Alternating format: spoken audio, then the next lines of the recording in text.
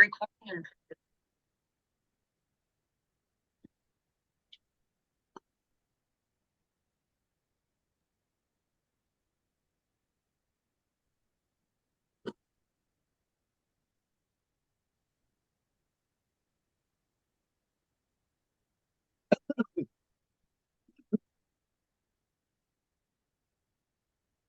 bismillahirrahmanirrahim. Assalamualaikum warahmatullahi wabarakatuh. Waalaikumsalam warahmatullahi wabarakatuh. Alhamdulillahi rabbil alamin. Wabihi nasta'inu ala umurid dunya waddin. Salatu wassalamu ala ashrafil anbiya'i wal mursalin. Walhamdulillahi rabbil alamin. Masya Allah, nah kita sudah sampai di hampir mungkin ya di penghujung Ramadan, sepertiga malam ke-17 sampai ke-18 ya. Alhamdulillah, kita masih bisa istiqomah mengkaji ya tema-tema menarik seputar puasa dan juga tema-tema lainnya ya. Insya Allah hari ini juga Ustadz akan menyampaikan materi-materi yang menarik.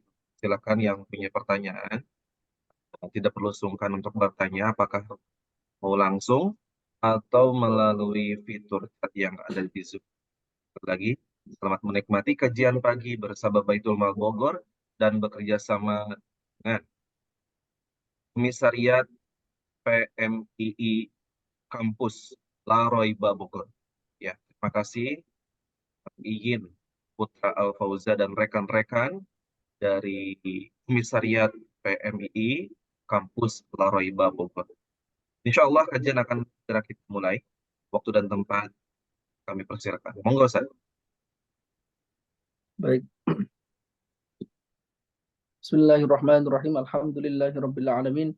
Wassalatu wassalamu ala asyrafil anbiya'i wal mursalin sayyidina Muhammadin wa ala alihi wa sahbihi ajma'in, amma ba'd. Alhamdulillah, alhamdulillah, pagi hari ini kita bisa melanjutkan kajian subuh tiap harinya di bulan Ramadan. Semoga Baitul Mal Bogor terus memberi manfaat kepada umat secara luas dan juga keberkahan bagi kita seluruhnya. Bapak-bapak, ibu-ibu sekalian, adik-adik, kawan-kawan, pagi hari ini marilah kita membahas terkait tema yang sering dilakukan pada bulan Ramadan ini, yang wajib kita lakukan, yaitu zakat. Mungkin ini pertemuan pertama kaitannya dengan zakat dan mungkin akan dilanjutkan besok dan besoknya lagi mungkin. Saya ingin dalam kajian pagi hari ini ingin membahas seluruhnya kaitannya dengan zakat, dan mungkin pagi hari ini kita akan membahas seputar zakat yang paling banyak dilakukan, yaitu zakat fitrah dulu. Baik, bapak-bapak, ibu-ibu sekalian, Allah Subhanahu wa taala mengatakan di dalam Al-Qur'an, "Khudz min amwalihim shadaqatan tutahhiruhum wa tuzakkihim biha wa shalli 'alaihim." Ambillah dari harta mereka sedekah. Sedekah di sini para ulama mengatakan itu bukan sedekah tapi zakat. Karena perintah menunjukkan kewajiban, sedangkan sedekah yang wajib adalah zakat. Karena itu ayat ini dijadikan landasan para ulama. Ada yang sebuah kewajiban kaitannya dengan harta yang disebut sebagai zakat. Dalam sebuah hadis yang terkenal sebagai hadis yang menjadi landasan rukun Islam, bunyal Islamu ala khamsin. Syahadati an la ilaha illallah wa iqamus shalah wa ita'iz zakah wa shaumi ramadan wal hajj. Islam dibangun dari 5 hal: syahadat, sholat, zakat, puasa, dan haji. Jadi zakat itu selalu disandingkan di dalam Al-Quran dan juga di dalam hadis setelah sholat. Itu menunjukkan bahwasanya zakat ini merupakan sesuatu yang sangat penting. Banyak ulama mengatakan filosofi zakat itu mengapa selalu disandingkan dengan sholat, karena sholat itu membangun hubungan vertikal dengan Allah Subhanahu wa taala, Sedangkan zakat itu membangun hubungan horizontal. Ketika orang tidak membayar zakatnya, maka dia sebenarnya sedang merusak tatanan masyarakat secara langsung. Bukan secara tidak langsung, tapi secara langsung. Karena itu zakat itu penting sekali. Karena itu hal yang pertama yang dilakukan oleh Sayyidina Abu Bakar ketika menjadi khalifah menggantikan Rasul Shallallahu Alaihi Wasallam memimpin sebuah komunitas Muslim adalah mengambil zakat mereka secara paksa. Karena zakat itu adalah sebuah kewajiban yang sebenarnya dibebankan kepada negara untuk diambilnya. Ketika ada sebuah masa negara semacam tidak mengambil alih kewajiban ini, maka bisa ada inisiasi dengan ormas-ormas atau apapun itu. Tapi sebenarnya secara umum awalnya itu memang zakat itu merupakan kewajiban pemerintah untuk mengambilnya secara paksa. Kalau sholat nggak bisa dipaksa. Jadi uniknya zakat itu bisa dipaksa secara aturan fikih, tapi sholat nggak bisa dipaksa. Dalam arti nggak bisa dipaksa, nggak bisa orang tiba-tiba di negara turun tangan langsung untuk memeriksa orang untuk melakukan sholat, dipaksa sholat nggak bisa. Tapi zakat itu bisa. Aturan syariatnya seperti itu. Karena itu penting kita mengetahui apa sih sebenarnya makna dari zakat. Zakat itu makna secara bahasanya adalah an-nama wa tadhir. Zakat arti bahasanya adalah berkembang dan penyucian. Karena ini terkait dengan fungsi dan hikmah dari zakat itu sendiri. Fungsi dari zakat itu menyucikan harta kita dan juga menyucikan jiwa kita. Menyucikan jiwa kaitannya dengan zakat fitrah, menyucikan harta kaitannya dengan zakat selain fitrah yang wajib bagi orang yang telah memenuhi syarat.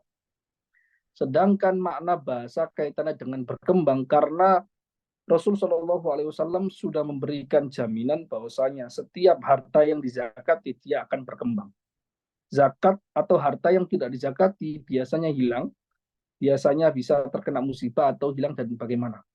Karena itu ada jaminan dari Rasul Shallallahu Alaihi Wasallam mana kosomadun min sodakoh.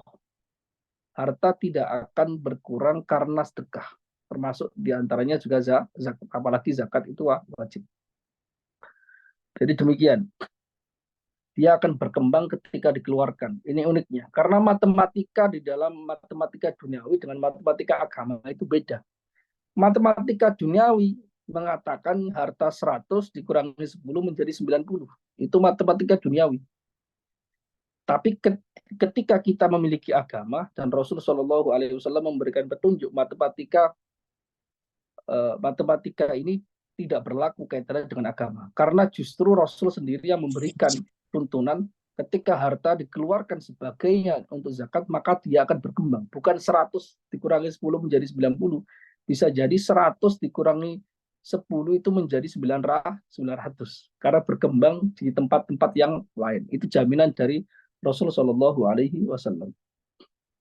Ya, itu adalah makna dari zakat secara bahasa. Kemudian zakat secara istilah itu apa? Sebenarnya zakat itu adalah sebuah nama terhadap harta yang dikeluarkan untuk membersihkan harta atau membersihkan jiwa dengan cara tertentu. Jadi pengeluaran kadar dari harta benda yang diwajibkan dengan ketentuan tertentu itu yang disebut sebagai zakat. Jadi ini bukan sedekah, ini bukan infak atau yang lain, tapi ini adalah pengertian dari zakat. Jadi zakat itu selalu ada kadarnya, selalu ada aturannya. Jadi tidak boleh dikeluarkan semena-mena karena ini semacam pajak resmi pemerintah Islam. Dan itu adalah syariat Islam kaitannya dengan hal seperti ini. Kemudian dan zakat itu macamnya banyak sekali. Ada zakat fitrah, ada zakat harta. Nanti zakat harta itu dibagi ke dalam banyak hal. Ada zakat ternak, ada juga zakat tumbuh-tumbuhan, ada juga zakat emas dan perak, ada juga zakat yang lainnya. Maka kita bahas pada pertemuan pagi hari ini zakat fitrah terlebih dahulu.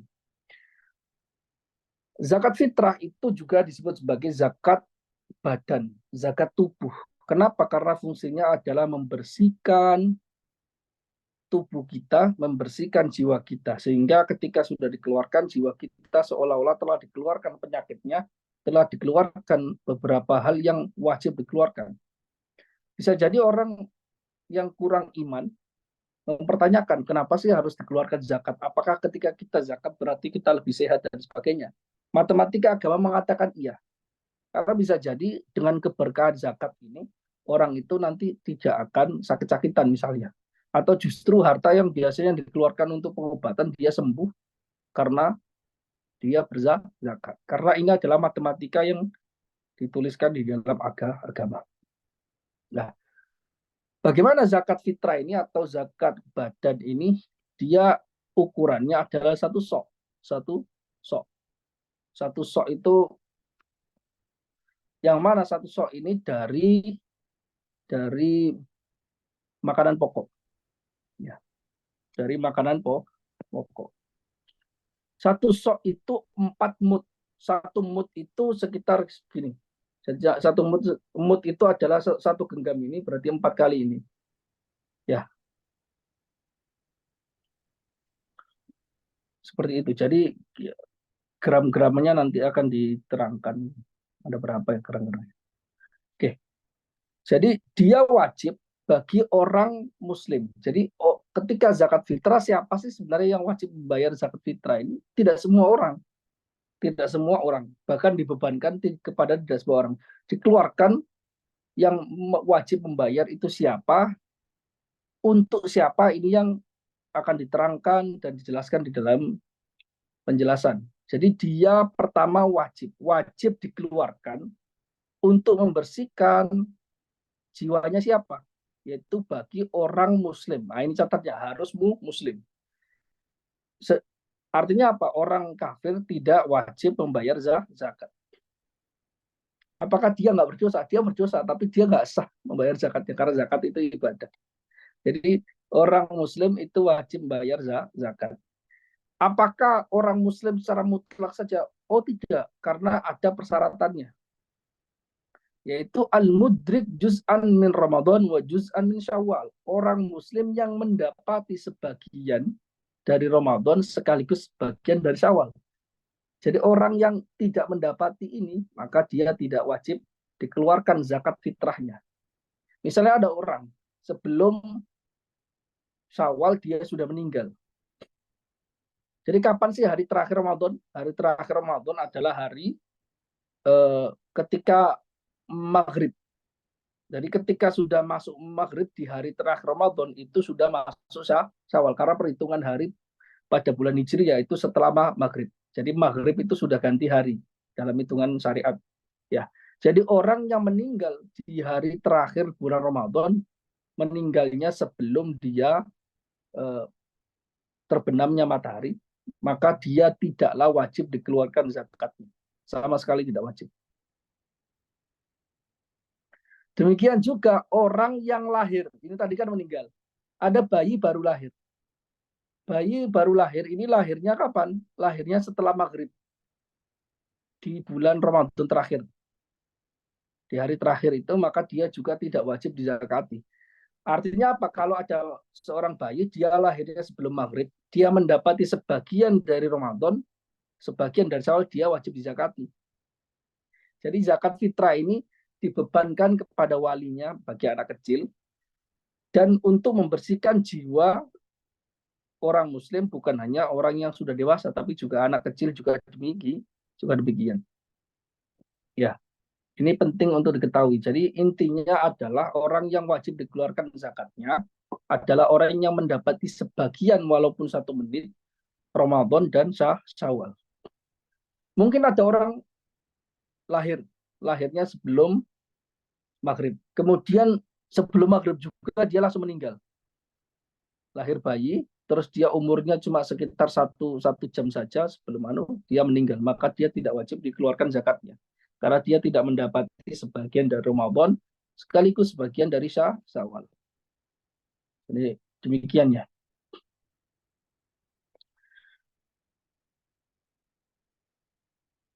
Oke. Terus bagaimana? Zakat ini dikeluarkan menentukan kapan dikeluarkan. Pembayaran zakat fitrah itu kata para ulama paling tidak ada 5 waktu. Ada yang disebut sebagai waktu wajib.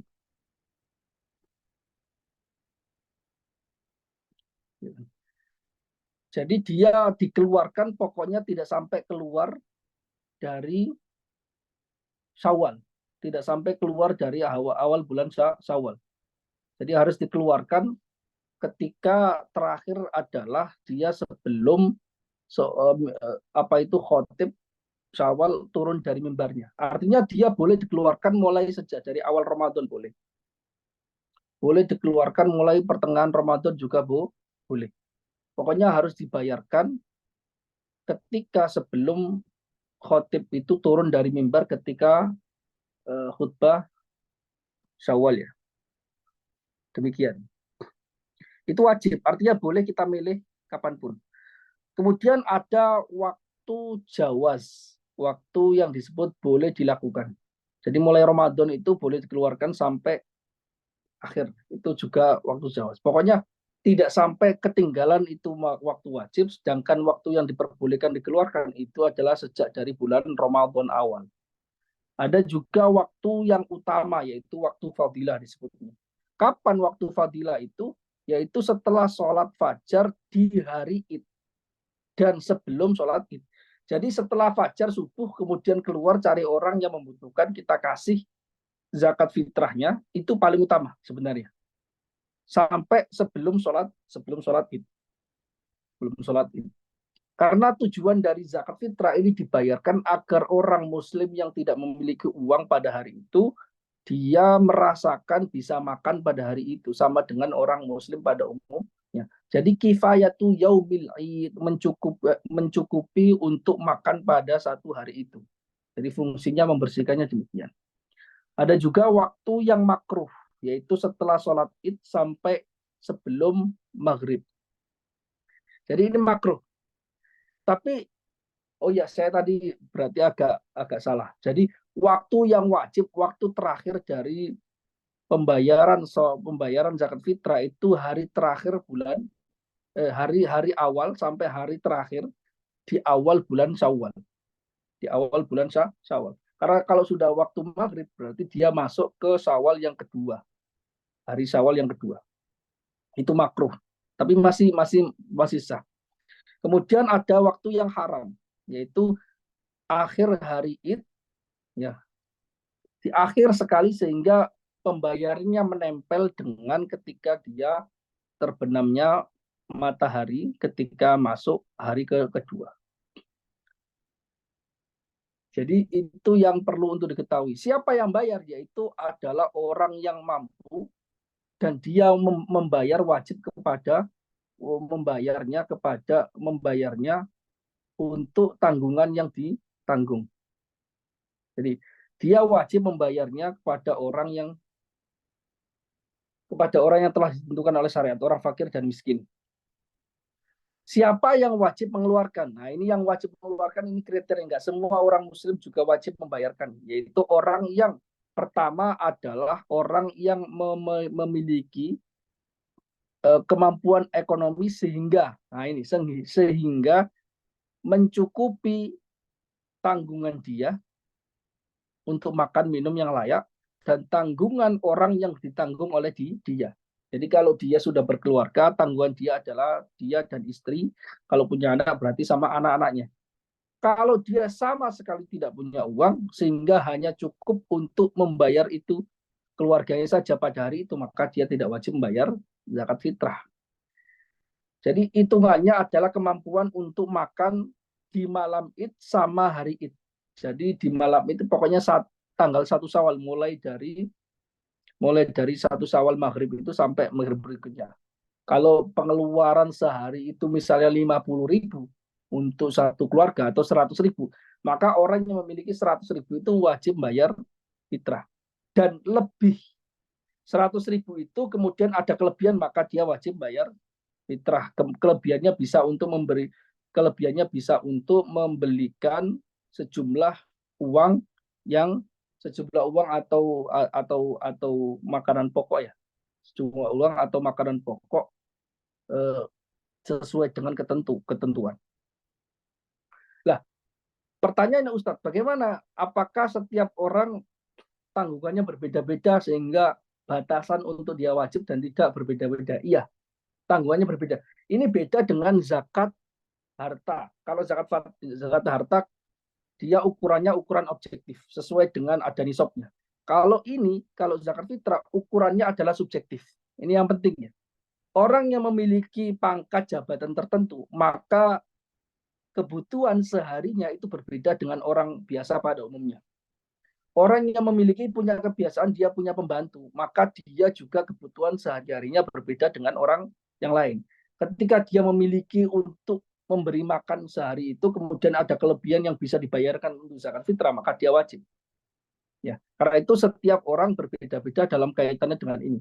Sehingga yang wajib kaitannya dengan zakat fitrah itu adalah secara subjektif. Sedangkan yang wajib zakat-zakat yang lain kaitannya dengan zakat harta itu secara objektif karena dia ada ukuran nisabnya. Kemudian siapa saja sih yang wajib untuk ia tanggung pembayaran zakatnya? Yang wajib ia tanggung pembayar zakatnya adalah pertama dirinya sendiri, kedua adalah orang yang ia tanggung nafkahnya. Yang ia tanggung nafkahnya itu siapa aja? Ini bukan hanya istri dan bukan hanya anak. Pertama istri, ya. Anak, iya. Kalau dia memiliki hamba sahaya, kalau zaman dulu budak itu wajib membayar, dibayarkan juga. Kemudian kalau dia tidak memiliki uang, tanggungan dia itu banyak sekali. Namun dia hanya bisa membayarkan kelebihannya, itu hanya bisa membayarkan sebagiannya. Maka ada urutannya menurut syariat. Pertama, kalau dia hanya mampu memiliki kelebihan untuk membayar zakat dirinya saja, uangnya ngepres sekali hanya untuk membayar dirinya saja setelah dikurangi biaya sehari itu, maka dia wajib dia sendiri. Kemudian urutannya adalah istrinya. Pertama, diri dia sendiri. Taruhlah kelebihannya 50.000, 50.000. Kalau lebihnya 50.000 berarti dia wajib bayar zakat fitrah untuk dirinya sendiri. Oh, kelebihannya 100.000, maka dia wajib membayarkan dia dan istrinya karena ada dua kan. Kemudian yang ketiga urutannya adalah anak yang paling kecil. Anak yang kecil. Anaknya 3. Nah, berarti salah satunya otomatis. Yang ketiga, kemudian yang keempat adalah ayahnya. Ayahnya juga ditanggung oleh dia ketika ayahnya tidak mampu. Jadi orang tua yang miskin sedangkan kita mampu, maka pemberian nafkah itu berpindah kepada anak. Anak ini wajib memberikan nafkah kepada orang tuanya ketika anaknya mampu, bapaknya nggak mampu. Tapi kalau bapaknya mampu, anaknya mampu juga nggak ada yang wajib menanggung nafkahnya. Kalau bapaknya mampu, anaknya nggak mampu juga tidak wajib ditanggung. Kemudian urutan berikutnya adalah ibunya. Kemudian baru setelah itu paling terakhir adalah anak yang besar. Itu adalah urutan dirinya sendiri, istrinya, anak kecil, terus anaknya yang kecil, kemudian ayahnya, kemudian ibunya, baru anaknya yang paling besar. Jadi itu urutannya. Kalau kita ikut urutan itu, maka kita lihat apakah uang kelebihan kita, pertama harus dilihat dulu tanggungan kita sehari untuk membiayai makan sehari itu, dia dan semua yang ia tanggung itu berapa. Oh, ternyata sudah ada cukup untuk 1 hari, maka kelebihannya dihitung. Kalau kelebihannya cukup untuk membayar zakat fitrah 1 orang, maka dia dahulukan dirinya. Kalau 2 orang berarti dia dan istrinya. Kalau 3 orang berarti dia, istri, dan anak paling kecil. Kalau 4 orang, maka dia istrinya, anak yang paling kecil, kemudian ayahnya. Kalau ada lagi, maka sama ibunya. Kalau ada lagi, maka sama anak yang besar. Jadi dihitung seperti itu karena agama Islam itu adalah ajaran agama yang melihat kontekstual dan melihat realitas. Tidak mungkin diwajibkan sedangkan umatnya itu tidak mampu untuk membayarkannya. Maka demikian aturan dari zakat fitrah, semoga kita bisa memahaminya dan bisa menjalankannya, semoga bisa dibayarkan. Oh iya, satu hal yang ingin saya sampaikan. Apakah boleh membayar zakat fitrah menggunakan uang? Biasanya kan menggunakan makanan pokok. Itu perdebatan pendapat para ulama kaitannya dengan apakah boleh membayarkan zakat fitrah menggunakan uang atau tidak. Mazhab Syafi'i tidak memperkenankan dan menganggap tidak sah pembayaran zakat fitrah kecuali dengan beras. Jangan mazhab yang lain yaitu mazhab Abu Hanifah itu diperkenankan membayar zakat digantikan dengan uang dinilaikan sesuai dengan nilai yang dia wajib. Kalau nilainya berapa, maka wajib. Dan pembayarannya itu sesuai dengan tempat di mana dia tinggal. Misalnya dia sekeluarga seluruh yang dia tanggung itu semuanya tinggal di Indonesia. Dan dia biasa makan beras yang harganya 1 kilonya itu harga 15. Maka dia mengeluarkannya juga wajib dengan ukuran beras atau senilai uang itu sesuai dengan harga nilai beras yang 15.000. Jangan sampai misalnya kita biasa sepanjang tahun makan beras itu harganya yang mahal. Beras yang mahal bisa yang 20.000, tapi kita mengeluarkan zakatnya itu menggunakan beras yang harganya 10.000. Ini tidak sah. Tidak sah. Harus dikeluarkan sesuai dengan yang biasa dia makan. Terus kasus lagi misalnya, anak-anaknya itu tidak berada di satu tempat yang sama dengan orang tuanya. Padahal anaknya ini masih kecil, masih belajar, dan dia masih ditanggung oleh orang tuanya. Maka yang dikeluarkan misalnya anaknya di luar negeri, yang di mana di luar negeri itu makannya bukan makan nasi, tapi makannya makan gandum. Maka dia wajib mengeluarkan, yang ia wajib tanggung, orang tuanya ini wajib menanggung bayar zakatnya dari jarak jauh, sesuai dengan harga, ya sesuai dengan harga yang makanan orang sekitar. Jadi dia bertempat misalnya di Mesir, dia makannya itu makan gandum, maka harga gandum itu yang disesuaikan. Kalau dia mau bayar uang, ya bayar uang. Kalau mau bayar gandum, ya bayar gandum. Nanti uangnya ditransferkan ke anaknya untuk dibelikan gandum dan sebagainya. Anaknya tidak wajib bayar zakat karena masih ditanggung ketika itu masih belajar. Saya pikir demikian ya, bisa dipahami. Saya pikir semoga bisa dipahami, semoga bermanfaat. Silakan kalau ada pertanyaan. Ustaz, Ya, eh, mengapa ukuran zakat fitrah itu hanya satu sok? Kenapa tidak lebih gitu? Biar apa namanya, yang bisa kita kasih ke mustahik itu bisa lebih banyak jangka waktunya. Misalkan kalau kita cuma kasih misalkan satu sok hanya bisa memenuhi kebutuhan 1 hari, mungkin kalau ketentuan Islam 3 sok mungkin ya bisa 3 hari atau 4 hari. Gimana tuh? jadi pertama kalau kaitannya dengan zakat itu karena ada hadis yang secara spesifik yang memberikan batasan yang wajib ya, yang wajib dibayarkan itu satu satu so. Artinya kalau ada orang misalnya membayarnya lebih dari itu tidak ada masalah. Misalnya yang terkenal tiap tahunnya misalnya Habib Lutfi itu tiap tahun itu bayar zakat fitrah itu 1 ton beras. Itu dalam agama maksudnya adalah ya satu sok saja atau beberapa sok sesuai dengan keluarga yang beliau tanggung, sisanya itu jadi sedekah secara otomatis.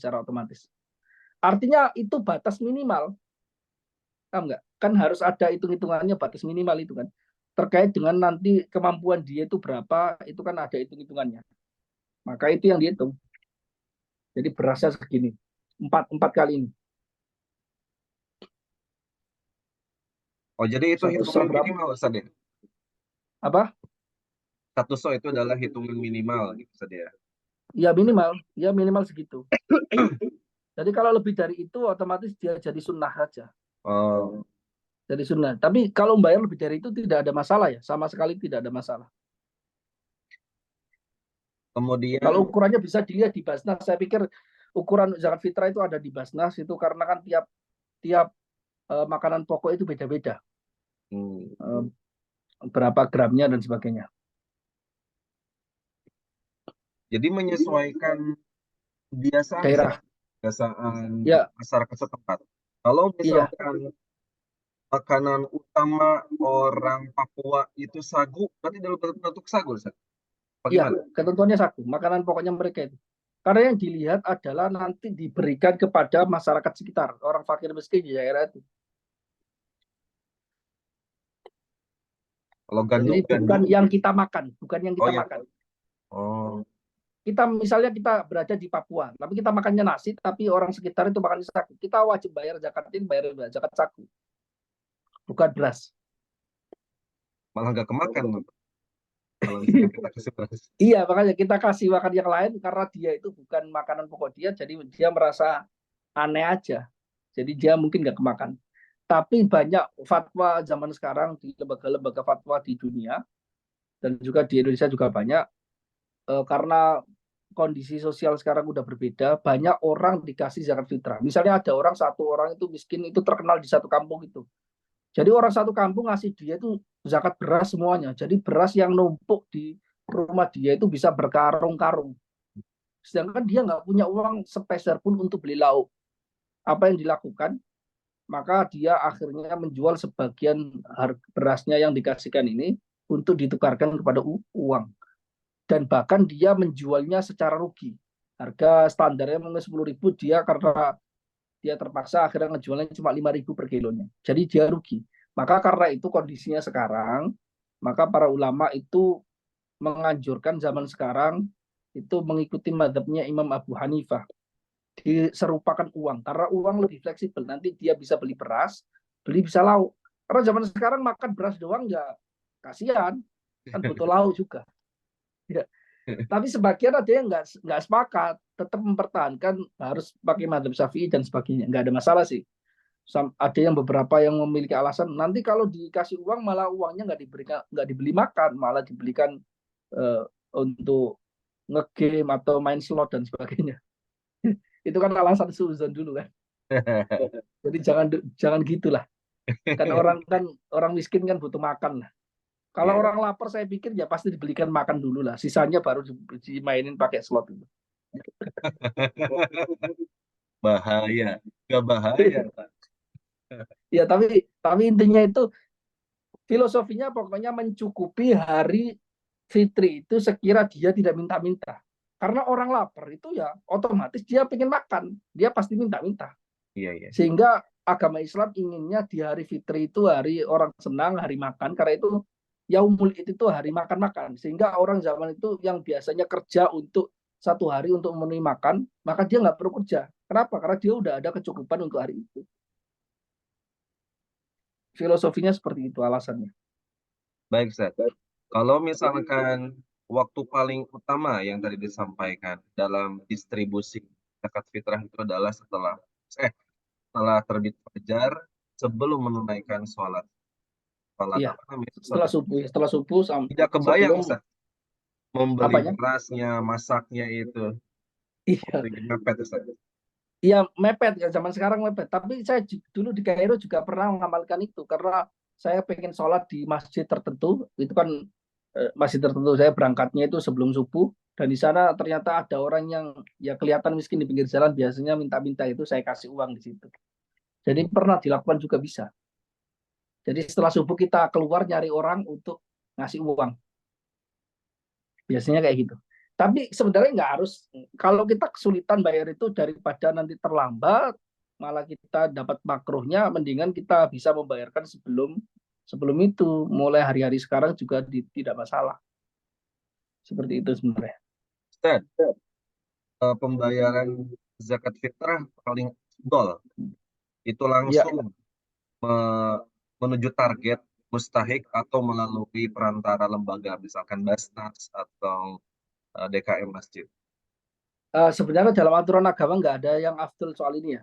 Kaitannya itu yang paling afdol itu sebenarnya nyampe. Oh, Apakah langsung ke orangnya, apakah lewat lembaga.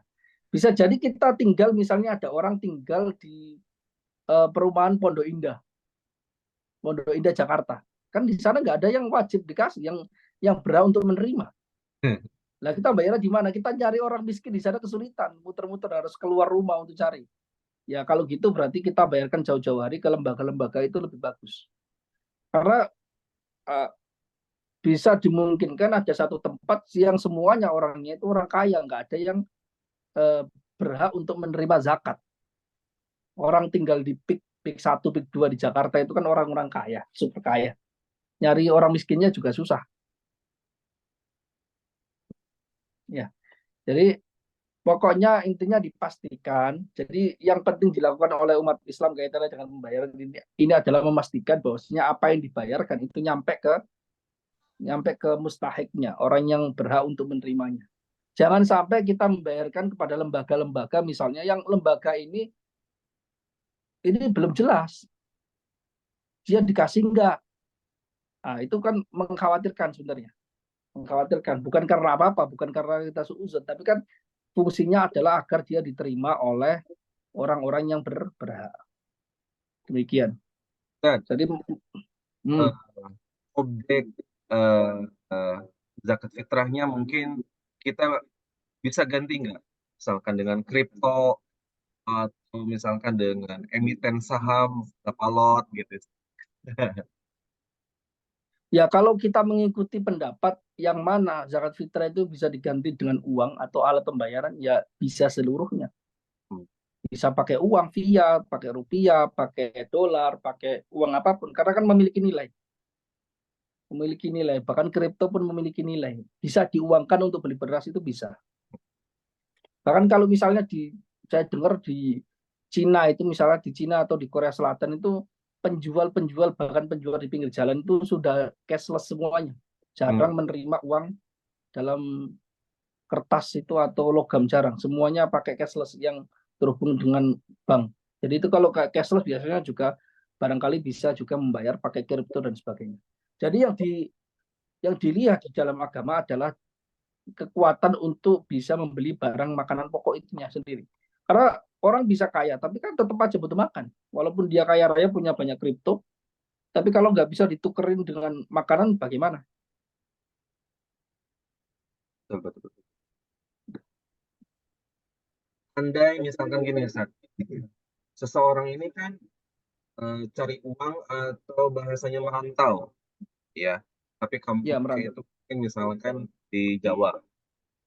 Dia sebelum pulang kampung sudah bayar zakat fitrah di DKM masjid rumahnya.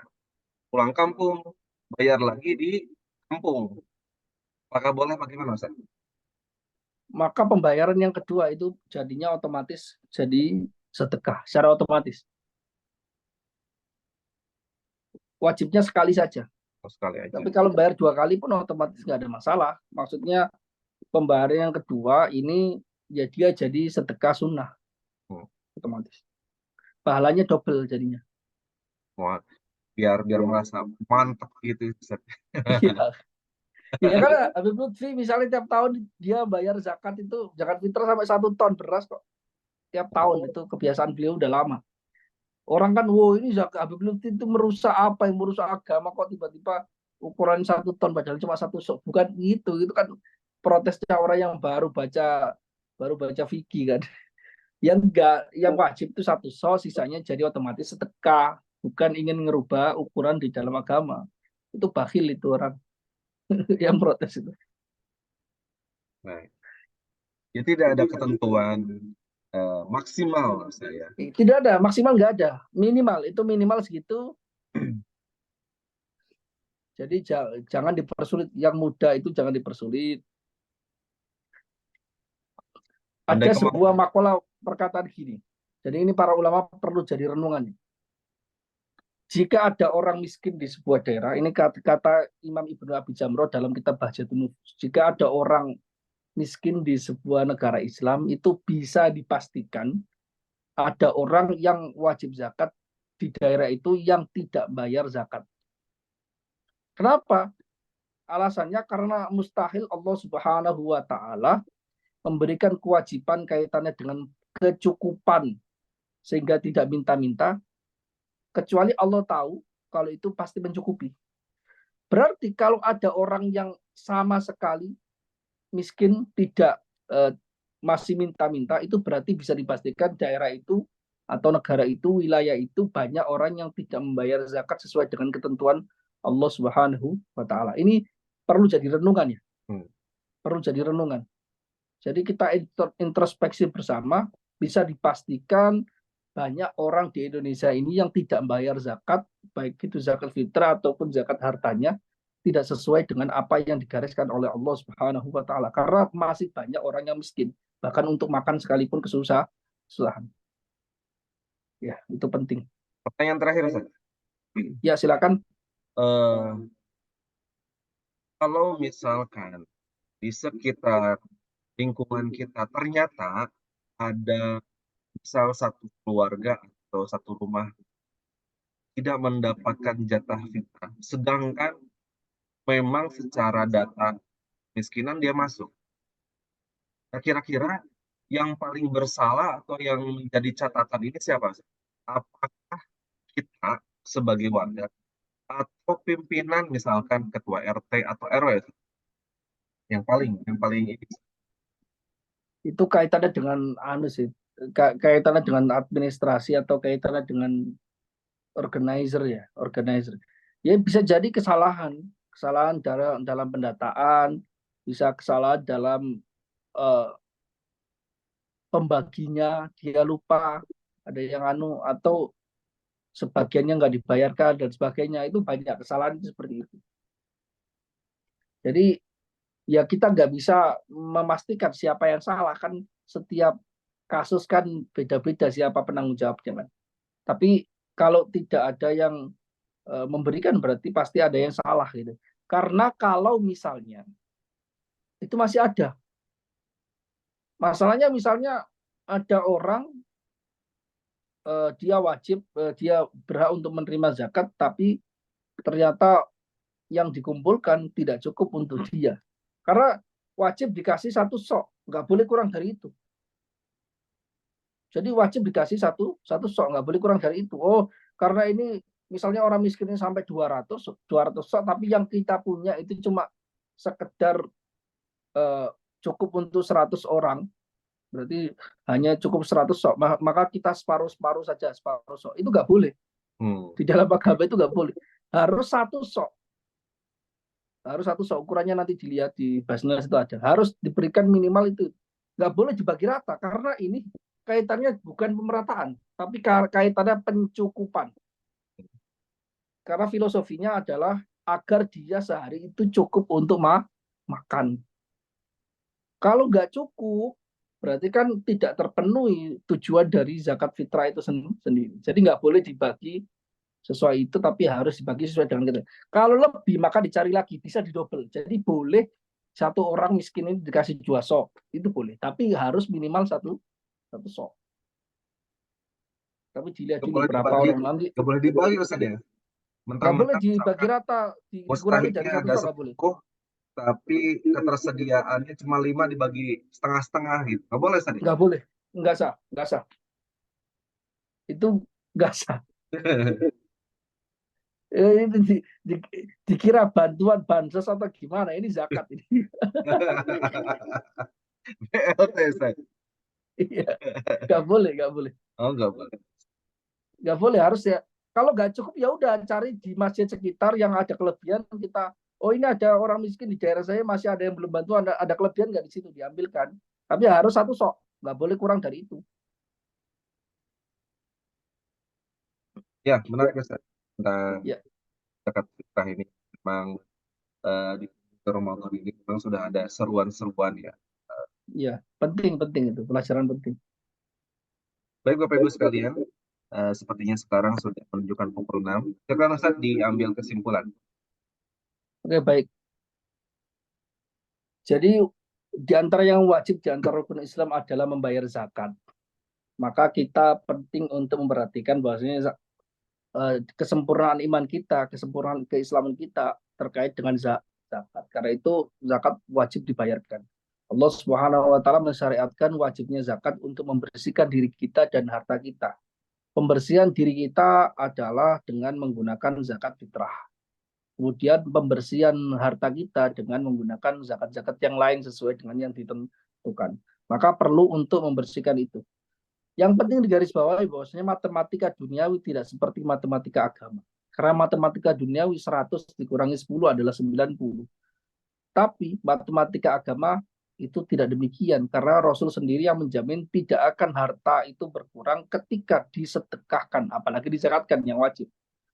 Itu tidak perlu takut untuk bersedekah, tidak perlu takut untuk berzakat karena itu seluruhnya sudah dijamin Rasulullah SAW. Bisa jadi orang yang tidak membayar zakat fitrah atau zakat hartanya, bisa jadi dia merasa bahwasanya dia lebih bisa menghemat. Namun siapa tahu bahwasanya dia diberi cobaan-cobaan yang lebih berat sehingga dia perlu mengeluarkan uang gara-garanya dia tidak membayarkan zakatnya. Nah, ini penting untuk digarisbawahi sehingga kita bisa menjalankan ajaran agama Islam ini dengan tepat sehingga pembagiannya, ukurannya perlu diperhatikan agar sesuai dengan apa yang digariskan di dalam Al-Quran dan Sunnah Rasul Shallallahu Alaihi Wasallam. Saya pikir demikian. Semoga kita bisa mengamalkannya. Wallahul muwaffiq ila aqwamit thoriq. Wassalamualaikum warahmatullahi wabarakatuh. Waalaikumsalam warahmatullahi wabarakatuh.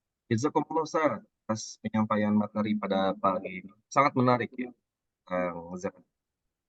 Alhamdulillah sudah banyak juga ya ilmu baru hari ini. Semoga bisa bermanfaat dan bagi host dan bagi semua peserta yang hadir pada kesempatan kali ini. Baik, besok kita akan hadir kembali di jam dan waktu yang sama.